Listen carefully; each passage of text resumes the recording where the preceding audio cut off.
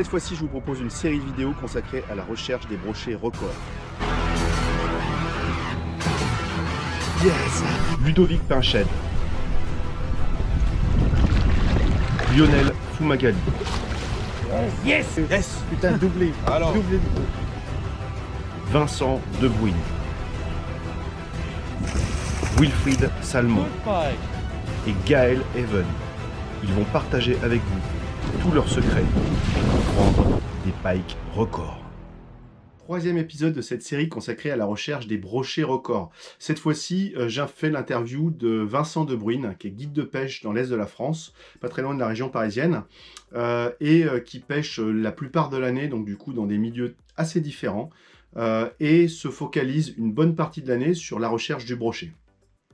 La particularité, c'est qu'il a une recherche qui est assez éclectique. Il ne va pas viser essentiellement des brochets records, mais par contre, il a la particularité d'en prendre beaucoup. Justement, on va voir justement cette approche assez intéressante qui permet d'allier nombre de touches et aussi recherche des très gros brochets.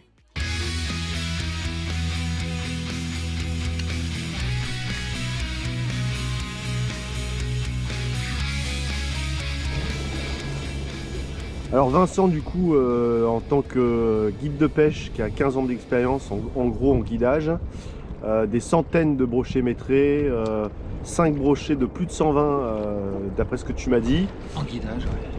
Quels sont pour toi les astuces ou les trucs, que ça soit technique, les saisons, qui pour toi sont importants lorsqu'on se met à vouloir traquer un brochet, donc métré ou plus, quoi.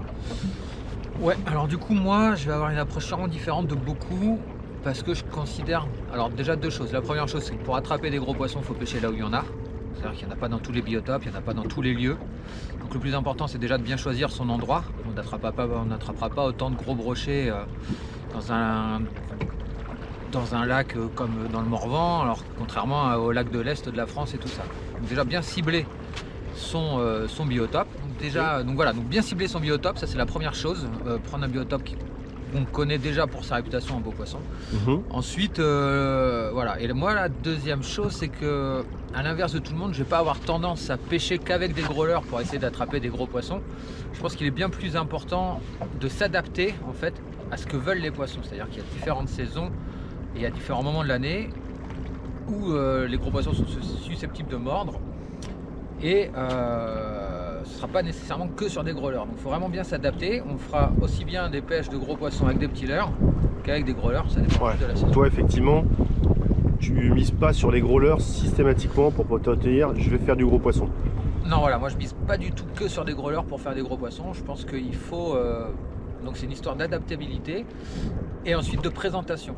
Tu vois, c'est-à-dire qu'il vaut mieux bien pêcher avec des leurres moyens, 12, 15, 16 cm, les faire passer à la bonne profondeur avec la bonne vibration et pêcher efficace finalement, que de lancer toute la journée des gros leurres style Dextersat 200, G-Bum 200, enfin encore ça c'est pas très gros 200, mais Dextersat 250, G-Bum 200, Atemino, tu vois, tout ça, toute la journée, se fatiguer pour finalement pas être super concentré au moment où viendra la touche, et soit on va rater le poisson, ou soit on n'aura pas de touche tout court parce qu'ils veulent pas des gros leurres, quoi.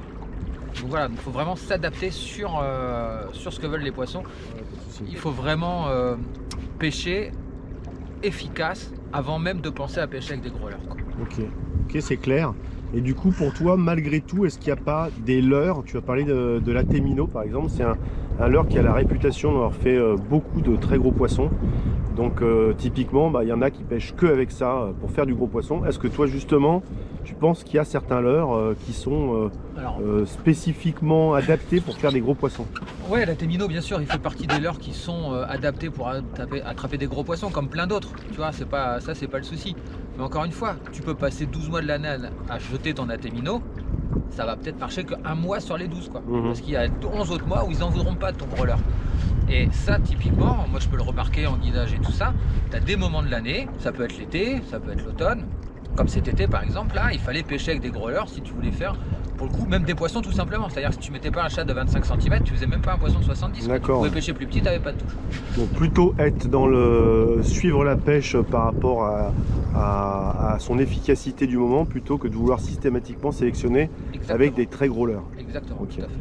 Ça, c'est vraiment mon approche pour attraper des gros poissons. Quoi. Pour toi, est-ce qu'il y a des saisons qui sont plus propices à la recherche des gros brochets?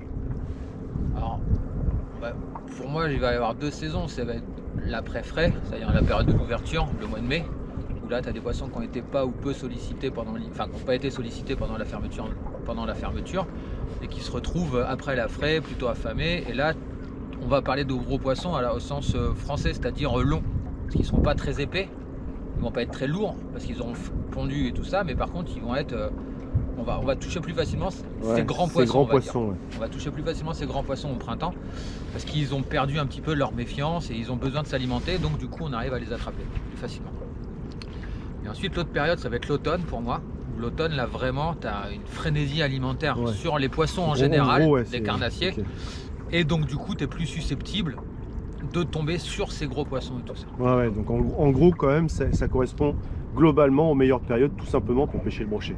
Meilleure période pour pêcher le brochet. Après, ça dépend des biotopes, attention, parce que les lacs alpins vont être très bons l'été pour les pêches de gros poissons. À l'inverse, ils vont être très mauvais dans mon secteur pour pêcher le brochet parce qu'il n'y a pas beaucoup d'eau et il fait très chaud et les poissons sont vachement grands. Ouais, d'accord, ok, c'est compréhensible. Voilà. Après, il y a 2 autres choses aussi pour la traque des gros poissons et que je ne recherche pas spécifiquement avec des gros leurres. Il y a 2 raisons pour lesquelles je ne pêche pas spécifiquement avec des gros leurres.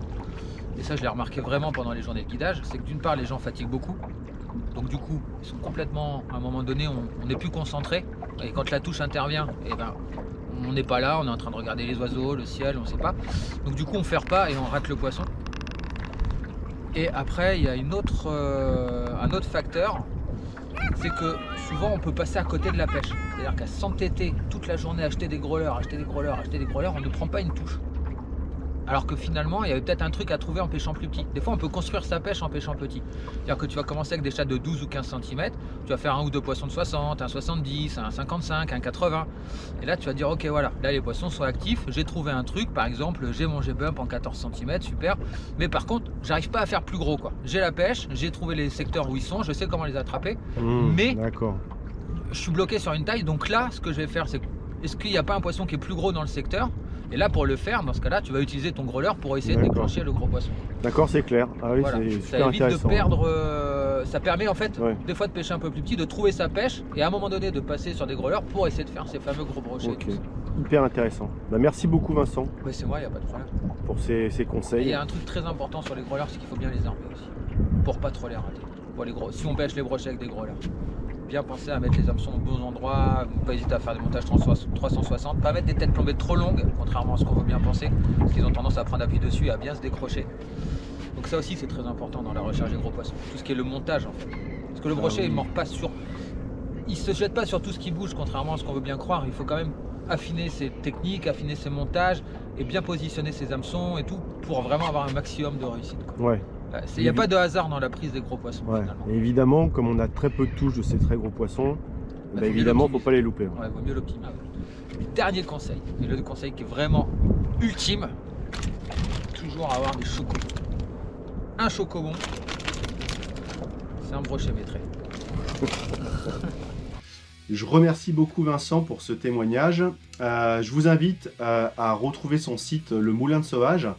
Si vous voulez faire une sortie de pêche guidée avec Vincent, c'est un guide qui est vraiment très très bon, qui va vous permettre de pratiquer dans des milieux complètement différents, et puis donc du coup il vous fera un petit menu à la carte justement pour que vous puissiez faire exactement ce que vous voulez en termes de pêche. Dans tous les cas, il vous emmènera toujours au bon endroit et au bon moment, ça c'est sûr.